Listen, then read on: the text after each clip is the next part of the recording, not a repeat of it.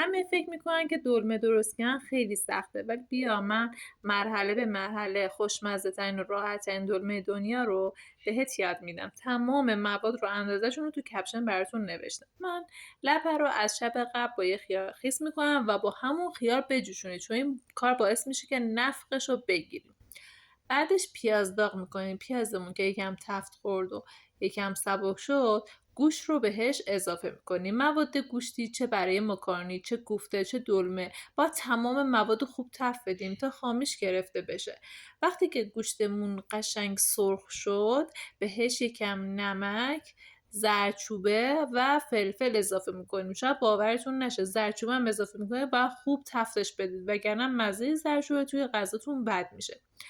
بعدش رب رو بهش اضافه میکنیم. رب هم یکم باهاش سرخ میکنیم تا مزه خامی نگیره. ببین وقتی که ربت یکم تفت خورد، یه نصف استکان آبش اضافه میکنیم. زیرش رو زیاد میکنیم. وقتی که جوش اومد زیرش رو کم میکنیم تا آروم آروم بپزه و آبش کشیده بشه. وقتی آبش کشیده شد، سبزی ها رو اضافه میکنیم. وقتی سبزی رو اضافه میکنید، سبزی همیشه آب میندازه.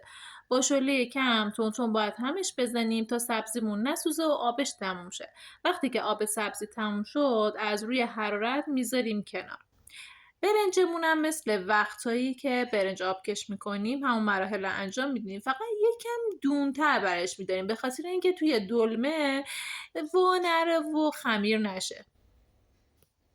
حالا تمام موادمون رو با هم مخلوط میکنیم. اول برنجمون رو میریزیم، لپه میریزیم، یکم هم میزنیم، مواد گوشتیمون رو اضافه میکنیم، ماست رو بهش اضافه میکنیم، یه چند تا قاشق هم آب لیمو بهش اضافه میکنیم که من تمام اندازه هاشو تو کپشن نوشتم. خوب هم میزنیم. کف قابلمه ای که میخوایم دلمه رو بچینیم روغن میریزیم، چند تا برگ اول میزنیم. این نکتهشه، چون که دلمه برگ سری میسوزه. چند تا برگ میزنیم که اگر یه وقت سوخت برگا بسوزه. پیچیدن دلمه برگو تو پستای پایینی بهتون یاد دادم، ولی یه بار دیگه میگم. برگو میزنیم کف دستمون.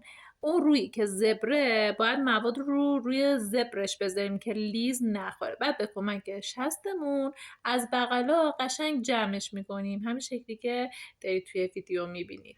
وقتی که جمع کردیم به همین روی که جمع کردیم میزنیم زیر تا باز نشه. بقیهش هم همینجوری میپیچیم و دونه دونه میذاریم کنارش. وقتی که همه دلمه‌مون رو گذاشتیم تو قابلمه، یه استکان سرخالی آب میریزیم روش، زیرش رو زیاد میکنیم. وقتی جوش اومد سریع کم کنیم. حواستون باشه دلمه برگ اگه حواستون نباشه سریع میسوزه. درش رو میذاریم. وقتی که پخت و آبش تموم شد میریم سسش رو درست میکنیم. مواد سسش هم اندازه‌اش رو کامل تو کپشن زدم. رب میزنیم، یکم آب لیمو بهش میزنیم، حل میکنیم، نمک بهش میزنیم، 2 تا قاشق روغن بهش اضافه میکنیم، یه استکان سرخالی آب میریزیم و خوب مخلوطش میکنیم. بعد مواد سسمون رو میریزیم روی دلمه ها.